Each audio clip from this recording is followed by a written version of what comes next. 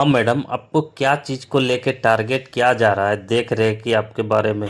देखिए, बात यहाँ पर ये हो गई थी कि सेंट जोसेफ स्कूल पकड़तल्ला में पिछले 1.5 वर्षों से कई तरह का मनमाना चल रहा था प्रिंसिपल बॉनीफेस मरांडी और ड्राइवर राजकुमार मंडल के द्वारा। उसके साथ में और भी कई टीचर्स थे। जब भी कोई भी कंप्लेन करने के लिए चाहता था, चाहे वो अभिभावक हों, शिक्षक हों या फिर वहाँ के स्टूडेंट हों, कोई भी इनको कंप्लेन करने के लिए जाता था तो इनकी मंडली में जो इनके टीचर्स थे और जो राजकुमार मंडल जो इनका ड्राइवर था, उनके द्वारा उन टीचरों को, उन स्टूडेंट्स को, उन अभिभावकों को टारगेट किया जा रहा था। उस टारगेट के क्रम में मैं भी उनका शिकार हुई थी। मेरे अलावा और भी कई महिला टीचर्स शिकार हो चुकी थी। मुझे टारगेट करते हुए पहली बार जब हम लोग कंप्लेन करने के लिए गए कि राजकुमार मंडल बदतमीजी करता है, वो हमारे स्टाफ रूम में बिना इंफॉर्मेशन के घुस जाता है, कभी बिजली ठीक करने के लिए, कभी पंखे ठीक करने के नाम पे, इन चीज़ों को लेकर के भी कई शिक्षक उनके पास कंप्लेन करने जा चुके थे। तो वो बुला करके हमें बोला कि ये देखिए, मोबाइल में उन्होंने हमारे वीडियोस दिखाए कि ये देखिए आप लोग क्या क्या करते हैं। तब हमें मालूम हुआ कि हम जो बाथरूम से निकलते हैं और बाथरूम के अंदर जाते हैं, वो वीडियो भी रिकॉर्ड हो रहा है और इस चीज़ को दिखाते हुए हमें ह्यूमिलिएट किया गया, हमें बेइज्जत किया गया। और जब हमने इसके बारे में कहा कि फादर ये नहीं होना चाहिए, तो उसके बाद से जानबूझ करके टारगेट किया जाने लगा। बहुत सारे टीचरों को सीएल मिलता था।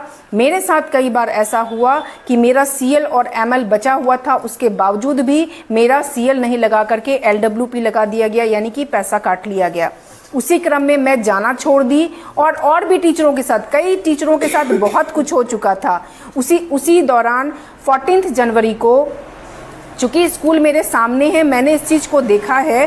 14 जनवरी को टीचर्स लोग जो हैं, छुट्टियां थी, अपना ग्रुप बना करके पिकनिक मनाने के लिए गई हुई थी और शाम के 6 बजते ही यहाँ पर लौट आई थी।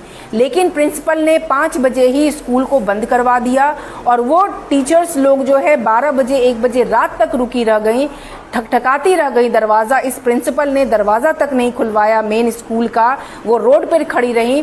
मजबूरी में उन्हें किसी और टीचर के यहाँ रात भर पनाह लेनी पड़ी।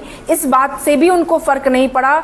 उसके बाद उन टीचरों की इन्होंने कंप्लेन करने के बाद उन टीचरों का इन्होंने पैसा काट लिया और उनमें से कईयों को, जो प्रोबेशन पीरियड में थे, उनको इन्होंने निकाल दिया अपने भय के माहौल को बनाने के लिए। ऐसे कई टीचरों को इन्होंने निकाला जिन्होंने कोई भी गलती की। अगर गलती से तबीयत खराब हो गई किसी महिला टीचर की, वो बैठ गई, तो उनको ये बोल करके नेग्लिजेंस ऑफ ड्यूटी बोल के नोटिस थमा दिया गया। कुछ 2-4 टीचर ऐसे हैं जिनको ये कह के कि negligence of duty, unable to control the class बोल करके स्कूल से ही निकाल दिया गया प्रोबेशन पीरियड वाले टीचर्स को, ताकि यहाँ पर खौफ का माहौल बना रहे और इनके खिलाफ में कोई टीचर कुछ बोल ना सके। ऐसे में जो है किसी के लिए बोलना बहुत मुश्किल हो गया था। और ऐसे में फरवरी के समय में मैंने भी 10 दिन की छुट्टियां ली थी। मेरी 10 दिन की छुट्टियों के बाद इन्होंने मेरी आधे से ज़्यादा महीने की सैलरी काट ली और मैं छुट्टी देकर आधा से ज़्यादा की सैलरी काट ली गई। आधे से ज़्यादा की सैलरी ली गई। और मेरे आसपास के सारे लोग इस बात का प्रमाण है कि मेरे फादर इन लॉ की डेथ हो गई थी।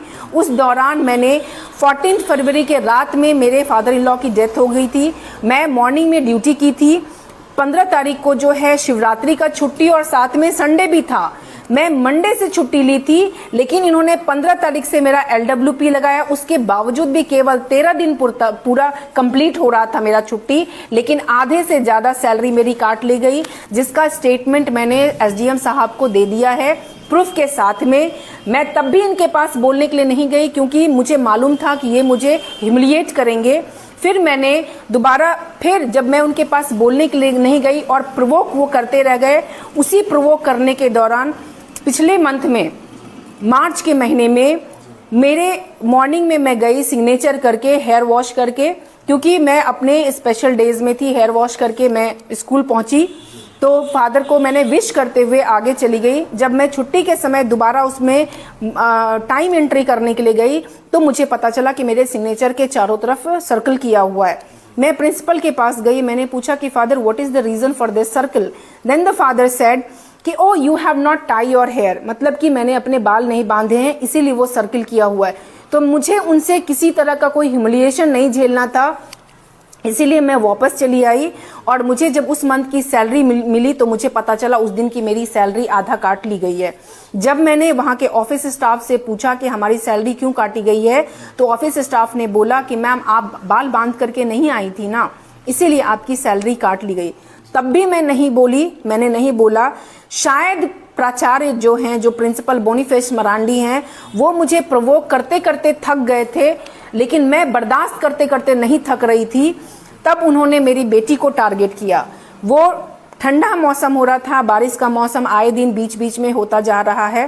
ठंडा मौसम होने के कारण मेरी बेटी फुल शर्ट पहन करके गई थी, स्कूल ड्रेस का फुल शर्ट पहन करके, जो कि ड्रेस कोड है उसको पहन करके गई थी। और कई सारे परमानेंट स्कूल ड्रेस पहन करके आते हैं, उसके बावजूद भी प्रिंसिपल ने बोला कि किसके परमिशन से तुम फुल शर्ट पहन करके आई हो। तो मेरी बेटी ने बोला कि father today it's cold and I was feeling cold, that's why I wear it. तो प्रिंसिपल ने बोला कि यू डोंट हैव परमिशन, मतलब तुम्हारे पास परमिशन नहीं है इस बात का।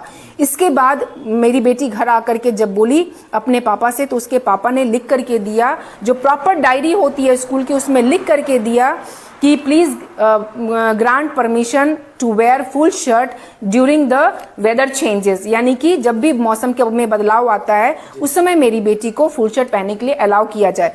जब मेरी बेटी दोबारा उनके पास इस चीज़ को लेकर के गई कि उनका परमिशन मिल जाए, तो प्रिंसिपल ने बोला किस तरह का प्रॉब्लम होता है। तो बेटी ने बोला ठंडे मौसम से मेरी सर्दी जुकाम हो जाती है फादर, ये तो हर किसी को कॉमन होता है। लेकिन मेरी बेटी को, यानी मतलब इतनी छोटी सी बच्ची को पता है कि ये नॉर्मल सी बात है। उस पर जो है प्रिंसिपल ने उससे मेडिकल सर्टिफिकेट मांगा, ये बोल करके कि bring your medical certificate then only I will allow you. तो ये कहाँ का नियम है कि स्कूल के ही फुल ड्रेस को ठंड मौसम में पहनने पे आपको मेडिकल सर्टिफिकेट देना होगा। तब भी मेरी बेटी उसको बर्दाश्त कर गई, हमारे पास आकर के बोली, हमने कुछ नहीं बोला। उसके बाद दोबारा दूसरे दिन जो है, जब हम लोग कुछ नहीं बोले, हाफ शर्ट पहन के जाने लगी, फिर से प्रिंसिपल ने उसको छुट्टी के समय में कम से कम 300-400 लोगों के बच्चों के बीच में मेरी बेटी को बोला, hello madam tie your hair. मेरी बेटी जो है एकदम से डर गई, बोली father already I have a small hair, मेरी बेटी का बाल बहुत ही छोटा है। उसने बोला कि father already I have a small hair, how I will tie it. Father said that I don't know. Father का ये जवाब था कि मुझे नहीं पता। जब मेरी बेटी ने बोला कि फादर मेरा तो बहुत छोटा बाल है, तो प्रिंसिपल का था टकला हो जाओ, मुंडन करा लो। इस तरह का स्टेटमेंट प्रिंसिपल द्वारा मेरी बेटी को बोला गया। मेरी बेटी रोते हुए घर आई, अपने पापा को उसने इस बात को बताया कि पापा ऐसा ऐसा मेरे साथ हुआ है। जब उसके पापा प्रिंसिपल के पास गए मिलने के लिए, तो प्रिंसिपल को आराम से उसके पापा ने बोला कि क्या प्रॉब्लम हो गया है, उसकी तो ऑलरेडी छोटा बाल है, उसका तो बाल बंधाएगा ही नहीं।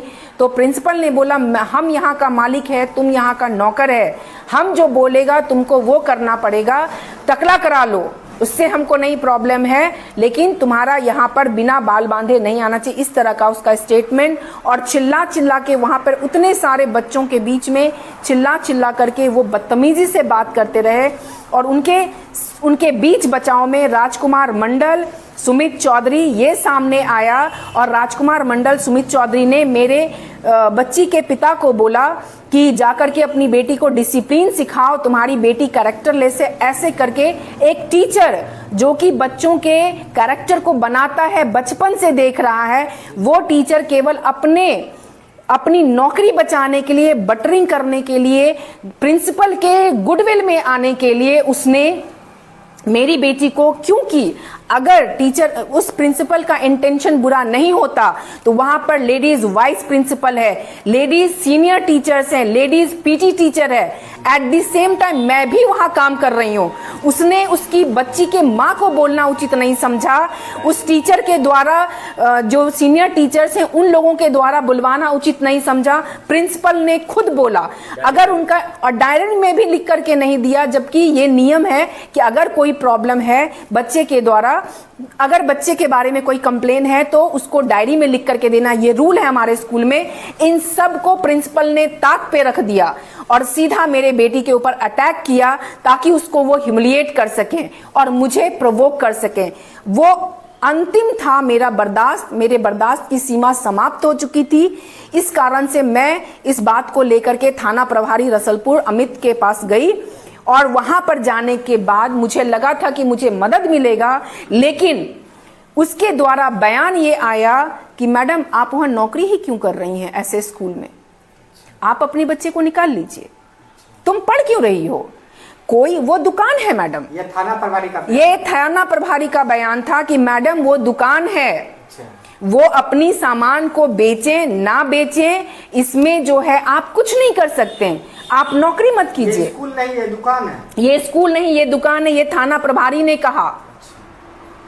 ये थाना प्रभारी अपनी जिम्मेदारियों से भागने के कारण उनको कार्रवाई ना करनी पड़े, उनको मेरी बच्ची मदद मांगने के लिए गई थी, उन्होंने मदद नहीं मांग करके मेरे ऊपर ये कहा कि नौकरी छोड़ दीजिए आप, और मेरी बच्ची को कहा तुम्हें मालूम है मेंटल हैरेसमेंट का मतलब क्या होता है। मेरी बेटी ने जवाब दिया कि सर मैंने खुद से आवेदन लिखा है और मैं डर में जी रही हूँ कि कल मुझे किस बात के लिए बेइज्जत किया जाएगा, कल मुझे किस बात के लिए ह्यूमिलिएट किया जाएगा और किस टीचर से मुझे ह्यूमिलिएट करवाया जाएगा, क्योंकि टीचर ने खुद उसके मुंह पर बोल दिया था कैरेक्टर। वो बच्ची रात भर सो नहीं पा रही थी, आज भी वो डिप्रेशन में कई बार डर करके उठ जाती है, ये हालात हैं मेरी बच्ची के। तब मुझे मजबूरी में एसडीएम साहब के पास जाना पड़ा और जो मेरी सैलरी काटी गई थी, जो भी मेरे साथ बात हुई थी, उन सारे कंप्लेंट के साथ में मुझे जाना पड़ा और इस क्रम में और भी शिक्षिकाएं मेरे साथ जुड़ गईं। इस बात के लिए मैं उन सारी टीचर्स का, उन सारी शिक्षिकाओं का, महिला टीचर्स का मैं बहुत तहे दिल से आभार मानती हूं कि मेरे आगे बढ़ने के कारण वो लोग मेरे पीठ पर मेरा सपोर्ट करती रही।